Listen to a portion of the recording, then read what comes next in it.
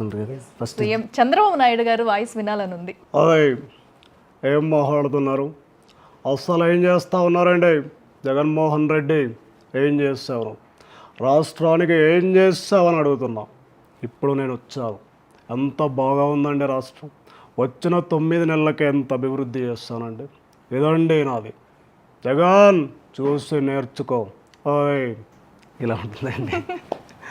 Very good. Next మన మాజీ ముఖ్యమంత్రి జగన్మోహన్ రెడ్డి వచ్చేసరికి ఒకటి మాత్రం నిజం చెప్తా ఉన్నా. ఈరోజు నేను ఓడిపోయానని అందరూ అనుకుంటున్నారు. ప్రజల మనసు గెలిచానని అందరికీ ఎవరికి తెలియదు. ఏదో ఈ చంద్రబాబు వాళ్ళ నాయన ఖర్జూర్ నాయుడు అది వదిలిపెట్టండి. కానీ నేను మాత్రం ఒకటే చెప్తా ఉన్నా. నేను ఖచ్చితంగా వచ్చే 2029లో అవ్వ తాతలు, పిన్ని బాబాయిలు, అత్త మామలు, బావ బామ్మర్దులు అందరూ నాకు ఓటేస్తారని చెప్తా ఉన్నా. అందరి ఫేవరెట్ అని చెప్పొచ్చు. మన డిప్యూటీ సీఎం గారు పవన్ కళ్యాణ్ గారు వాయిస్, స్పీకర్ గారు వాయిస్. నిజంగా మీరు ఇలా ఇంటర్వ్యూ చేస్తుంటే నాకు చాలా చక్కగా అనిపిస్తుంది. ఎందుకంటే చాలా అందంగా ఉన్నారు మీరు. మీ ముందు నేను చేస్తుంటే నిజంగా ముచ్చటేస్తుంది నాకు. ఇలాగే మాట్లాడతాను చాలా నాకు. ఎందుకంటే రాజకీయాలు చూసి చూసి చూసి ప్రతిరోజు వెళ్ళలేకపోతున్నాను. అందుకని ఇలాంటి టైమే నేను కోరుకున్నాను. మీలాంటి అమ్మాయి వచ్చి ఇంటర్వ్యూ చేస్తుంటే నాకు చాలా అందంగా, నాకు ఆనందంగా అనిపిస్తుంది. అది నేను చెప్పాలనుకున్నాను. Thank you. Nice, very nice Sai గారు. సో అయితే మీరు మిమిక్రీ ఆర్టిస్ట్గా కూడా ఒక లెవెల్లో నేర్చుకుంటూ కూడా అందరి వాయిస్ చాలా పర్ఫెక్ట్గా చేస్తున్నారు. ఈ ఫీల్డ్లో ఉన్న వాళ్ళకి చాలా మంది చూస్తూ ఉంటా అంటే ప్రజెంట్గా మీరు డైరెక్ట్గా చూసిన ప్రాబ్లమ్స్ ఏంటి, డైరెక్ట్గా ఫేస్ చేసిన ప్రాబ్లమ్స్ ఏంటి? ఇప్పుడు కొంతమంది మిమిక్రీ చేస్తానంటే అంటే నాకంటే బాగా మిమిక్రీ చేస్తారని నేను చెప్పనండి. వాళ్ళు కూడా చేస్తారు. కాకపోతే కొన్ని పెక్యులర్ వాయిస్ వాళ్ళకి రాని కూడా నేను చేస్తుంటాను. అది వాళ్ళకి కూడా తెలుసు, కొంతమంది తెలుసు అండి. అది ఎందుకు చెప్పడం అనవసరం, కానీ అది వాళ్ళకి కూడా తెలుసు నేను చేస్తానని. వీడు చేస్తున్నాడు కదని. కానీ వాళ్ళు పెద్దవాళ్ళు వాళ్ళు కూడా ఇప్పుడు ఉన్నారండి. కానీ వాళ్ళు నన్ను ఎంకరేజ్ చేయరనమాట. అరే బాగా చేస్తున్నావురా అని అంటారు తప్ప, అరే వీడు ఈ వాయిస్ కూడా చేస్తున్నాడు కదా, అంటే కొత్త వాయిస్ ఇప్పుడు వచ్చినాయి కదా ఇవి కూడా చేస్తున్నాడు అని ఎప్పుడు అని అనుకొని ఎంకరేజ్ చేద్దామనే లెవెల్ ఎవ్వరికీ ఉండదండి. చాలామంది మీలాంటి వాళ్ళు చాలామంది ఉన్నారు, ఇండస్ట్రీలో ఉన్నారు. సో వాళ్ళకి చాలామంది ఇలానే సపోర్ట్ చేయకుండా అక్కడ ఆగిపోయిన వాళ్ళు కూడా చూస్తున్నాం. వాళ్ళకి అసలు నెక్స్ట్ స్టెప్ ఏముంటుంది, అసలు ఏం చేస్తారు? అసలు ఏం లేదండి, ఇక్కడ వరకు వెళ్ళడం. దాని తర్వాత ఎక్కడనైనా ఇప్పుడు నేను ఒక రంగాన్ని ఎంచుకున్నానండి, మిమిక్రీ అని. ఈ రంగం ఇక్కడనే ఆగిపోతుంది. అంటే ఇది చేసుకుంటూ వీడైనా నేనైనా ఏమంటే ఫర్దర్గా సినిమాలకు కానీ లేకపోతే ఏదైనా వెళ్ళాలని ఉంటుంది. కాకపోతే ఏంటంటే ఈ రంగం ఎంచుకున్నాక ఇక్కడనే ఆగిపోతున్నామండి. ఇది ఒక అద్భుతమైన రంగం నన్ను అడిగితే, మిమిక్రీ అనేది. ఎందుకంటే చాలా తక్కువ మంది చేస్తారు. సినిమా వరకు రీచ్ అవ్వడం అనేది అసలు ఉండదు. అక్కడికి ఫుల్ స్టాప్ అవుతుంది మధ్యలో. దీనికి మేజర్ రీజన్ ఏంటంటారు? మీకు ఏమైనా ఐడియా ఉందా? అంత ఎందుకండి, మిమిక్రీ ఆర్టిస్టులు కూడా ఎవరున్నారు? మన శివారెడ్డి గారు తప్ప ఎవరన్నా సినిమాలో ఉన్నారా? ఇప్పుడు శివారెడ్డి గారు కనిపించట్లేదు అసలు.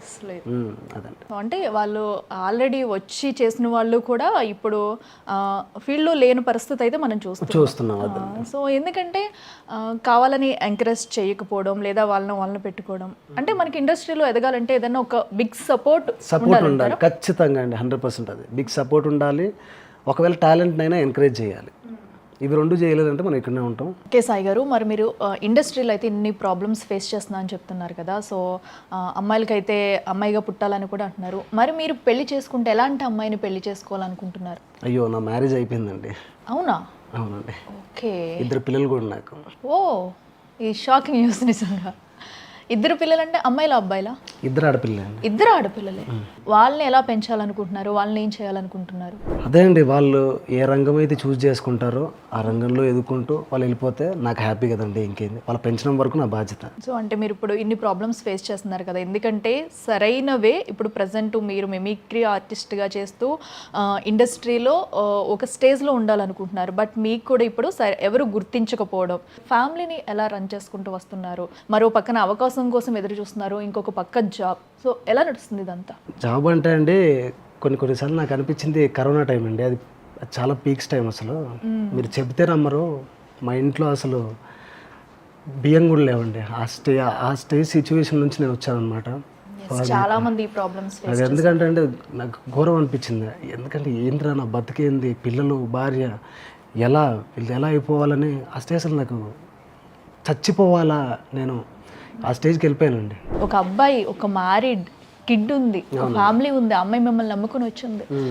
బట్ మీరు ఆ థాట్లో ఉన్నారంటే ఉండవద్దు కదా అసలు. యా అండి, యాక్చువల్లీ ఆ థాట్ నుంచే మా భార్య నాకు చెప్పిన ధైర్యం అదే అండి.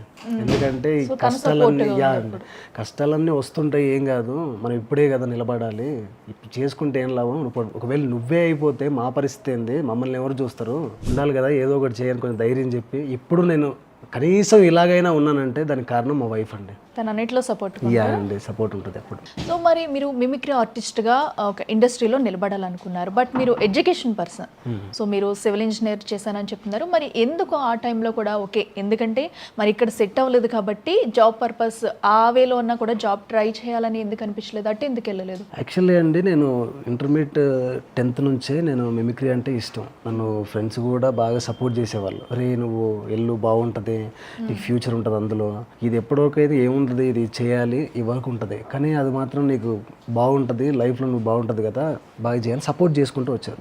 బీటెక్ అయిపోయిన తర్వాత నేను సివిల్ ఇంజనీరింగ్ తీసుకున్న, అది కూడా అయిపోయిందండి. సివిల్ ఇంజనీరింగ్ 4 years ఎట్లా అట్లా కంప్లీట్ చేసుకున్నా, ఏడ్చుకుంటున్నా ఏదో కంప్లీట్ చేసిన. అయిపోయిన తర్వాత కూడా ఆ ఫేర్వెల్ కానీ ఫెస్ట్ కానీ ఇక్కడ అన్నీ మొత్తం సాయి మిమిక్రీ చేస్తాడా, అరే వాడు సాయి గారు బాగా చేస్తాడరా, మా సీనియర్స్ కూడా బాగా సపోర్ట్ చేస్తున్నాను అనమాట. నువ్వు ఖచ్చితంగా ఇండస్ట్రీ వెళ్ళరా, ఆ సైడ్ వెళ్ళిపోరా, నీకు బాగుంది టాలెంట్, ఇలా ఎంకరేజ్ చేసేవాడు. అన్నీ ఎంకరేజ్ చేసేసరికి అట్ లాస్ట్ జాబ్ చూస్ చేసుకోవాలా, ఇంకా జాబ్ మీద కాకుండా మైండ్ మొత్తం మిమిక్రీ వైపు డైవర్ట్ అయిపోయింది. సరే ఓకే, సరే ఈ టాలెంట్తో వెళ్ళిపోతే అయిపోయి మళ్ళీ ఆ ఎంటెక్ చేయాలి, మళ్ళీ అది అయిపోయిన తర్వాత మళ్ళీ జాబ్ చేయాలి. సో అదే ఇక్కడైతే సరే నేను వెళ్ళిపోతే ఎక్కడనో అక్కడ అయిపోతే సర్టైన్ దారి దొరుకుతుంది కదా ఇండస్ట్రీలో అని చెప్పి నేను ఈ సైడ్ చూస్ చేసుకున్నానండి. అప్పటికి కూడా అడిగాను ఇంట్లో వాళ్ళు కూడా, ఎందుకు అవసరమా, అదే చేసుకోవచ్చు కదా, ఎందుకు మరి ఇంతగానం చదువు ఎందుకు, అదేదో అయిపోయేది కదా, నువ్వు ఇప్పటిదాకా ఏం చేసినావు అది ఇది అని తిడుతూనే ఉండేవాళ్ళండి వాళ్ళు. కంపల్సరీ, ఎందుకంటే వాళ్ళు అంత కష్టపడి చదివించి ఒక జాబ్లో సెటిల్ అవుతారని.